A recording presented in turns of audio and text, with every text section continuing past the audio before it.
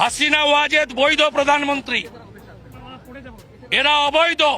হাসিনা ওয়াজেদ প্রধানমন্ত্রী হিসেবেই ঢাকাতে শাহজালাল এয়ারপোর্টে নামবেন, স্যালুট দিয়ে নিয়ে যেতে হবে। A few moments later.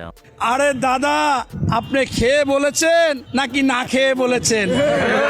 আপনি যদি মনে করেন যে শাহজালাল বিমানবন্দরে আসবে, উনি প্রধানমন্ত্রী, তার লাল গালিচা দিয়ে সম্বর্ধনা দিয়ে নিয়ে আসবে, আপনি দাদা আপনার দিদিকে নিয়ে আসেন, আপনার দেখতে চায়, আপনিও সাথে আসেন। আপনাকে কি গালিচা দিয়া সরাসরি বড় লাল বিল্ডিংও আছে লাল গালিচার সাথে, সেই লাল বিল্ডিং এ নিয়ে যেতে চায় বাংলার মানুষ।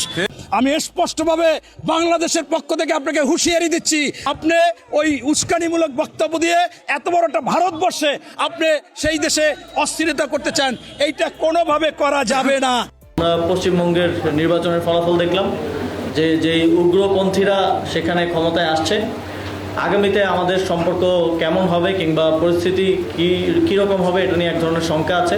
তো আমরা তাদেরকে আহ্বান জানাতে চাই যে আপনারা বাংলাদেশের অভ্যন্তরীণ বিষয় নিয়ে কথা না বলাই ভালো। আমরা আমাদের অভ্যন্তরীণ বিষয় দেখার জন্য বাংলাদেশের রাজনৈতিক দলগুলোই যথেষ্ট, বা আদার স্টেক হোল্ডার যারা আছেন তারাই যথেষ্ট।